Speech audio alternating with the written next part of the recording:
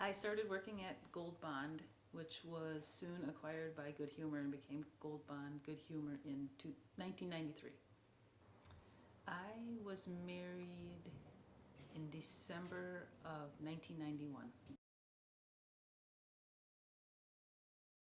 My immediate supervisor at Gold Bond Good Humor, I believe she was a racist. She was, when she learned that I was pregnant and she knew who the father was because she had met him, she told me, we were in my cubicle, I was working, and she told me that he belonged in a field picking cotton. And it was within weeks that I was let go. And right, when we first talked about this documentary, I agreed to talk about that event back in 1993. It was an event, I believe it was one piece of my past that shaped who I am today, and in turn, in some way, shaped my children, because it happened to me. But it's definitely not on my mind. Um, it happened and it shaped me, and I can tell you about it, but it's not something I ever think about. The outcome was great. I have children after that. I have my own business. I have everything going for me. The difference between working for an employer and being your own employer, is really vast. There really is no comparison. Going in at a specific time, being in trouble if you're a minute late. Right now, my boss is my customers. The name of my business is River Hills Embroidery and Screen Printing. We had ourselves and the children all brainstorm names, and we lived on River Hills Drive at the time, and River Hills won out over the children's idea, which was cheap shirts for cheap people. River Hills is located in New Holstein, Wisconsin. New Holstein is a small town. It's a rural community. I own River Hills myself, and I run it mostly myself when times are busy, such as Christmas time, or if there's events at school, I will have some part-time help come in and help. But the business started June 1st of 2001, and we were in a small shop off the highway, and we did mostly behind the scenes embroidery and screen printing. And 4 years later, we moved to our current location, which is right on the highway, and that is our advertising. We just let people see the sign and come in. So the business has been going it's in its 13th year right now. We decided to open our own business because at the time I worked for a larger nationwide embroiderer and screen printer, and they sold their business. So I was out of a job, and they had equipment for sale, so we scraped up all our pennies and took out a loan and bought a bunch of equipment, and then started looking for customers. An order for a group at the high school, I throw a bag of Twizzlers in there.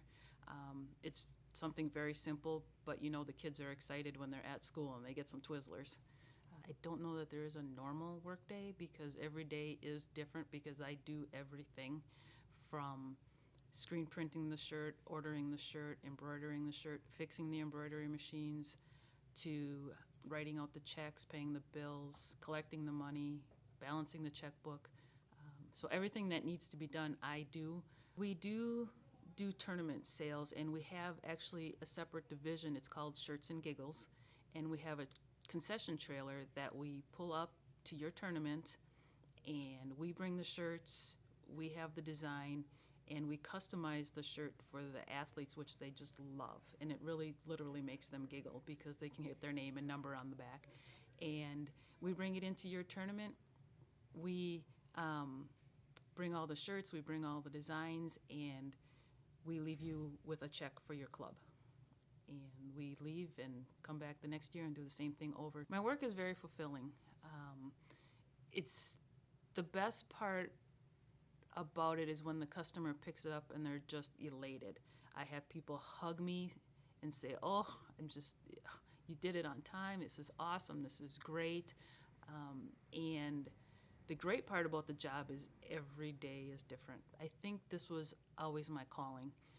I did work for other companies, mostly larger companies, and I feel like I always needed to be my own boss, and that doesn't always work out depending on where you are working. I'm also a CPA, so I've always said I could make more money being a CPA, but I wouldn't have been there when my kids were sick at school. I wouldn't have been able to be there at the drop of a hat when something happened here, or they need to go to the doctor, or they forgot their basketball jersey at home, or what have you. So for the independence and the freedom that it's given me, it's so been worth it. My children's names are Naomi and Raven. They're twins. And Derek. Derek lives at home with me while Raven and Naomi live here when they're not in school. Raven goes to Columbia College in Chicago, and Naomi is a sophomore at Northwestern in Evanston, Illinois. When I was growing up, I never thought about having kids. And then the time came that it seemed right to have kids, and I had kids, and I said I would have 10 more if someone would just drop them off at the doorstep. They figured out what they want to do, which is a blessing in itself. At the same time I was raising my children, I was also raising my business. So as my children grew, my business was growing.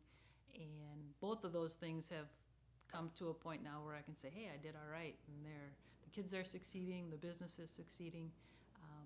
But my name is Kelly Danis. Been here quite a bit. More than my husband should know. I have my own business. We have our own business, so it's hard.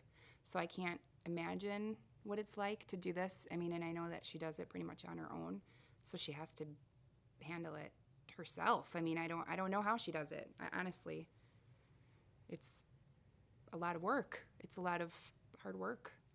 I do feel that Amy Jo is successful in her business because she's a strong woman, very strong woman. She's got a very strong personality.